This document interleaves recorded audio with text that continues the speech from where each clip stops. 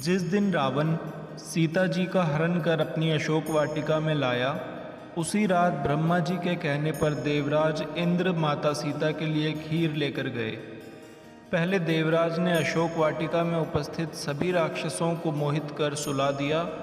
उसके बाद माता सीता को खीर अर्पित की, जिसके खाने से सीता जी की भूख प्यास शांत हो गई थी। द्रौपदी चीर हरण के समय 2 कौरव ऐसे भी थे जिन्होंने इसका विरोध किया था। युयुत्सु और विकर्ण नामक 2 कौरव भाइयों ने सभा में द्रौपदी की प्रार्थना का समर्थन किया था। महाभारत युद्ध के समय उन्होंने कौरवों का साथ छोड़कर पांडवों की तरफ से युद्ध किया था।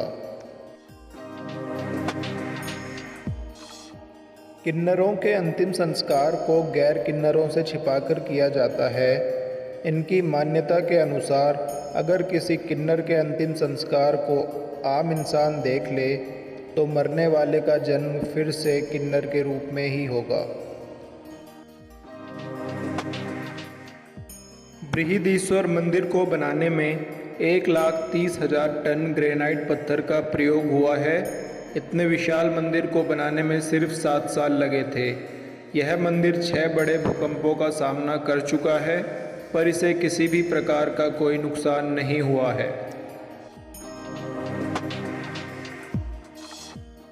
शव को चिता पर रखकर पानी से भरे मटके में छेद कर शव के चारों ओर परिक्रमा लगाई जाती है और अंत में मटके को फोड़ दिया जाता है।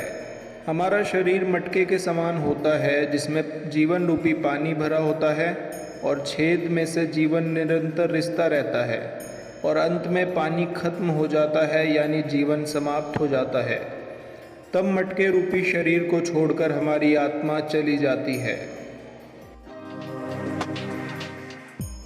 100 सालों से भी ज़्यादा लंबे वक्त से छत्तीसगढ़ की रामनामी समाज में एक अनोखी परंपरा चली आ रही है।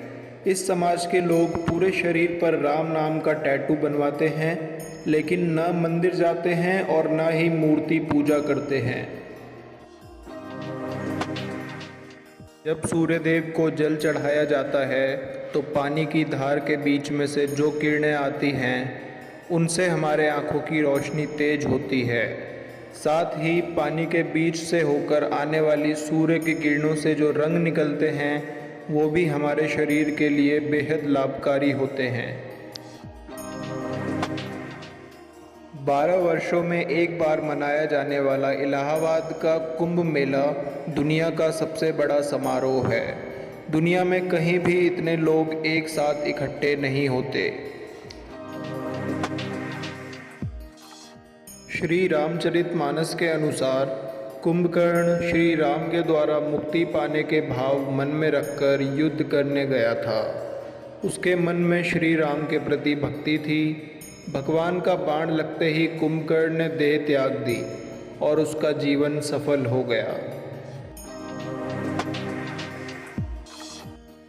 कलयुग के अंत में द्वेष, हिंसा, चोरी, झूठ, व्यभिचार चरम पर होंगे।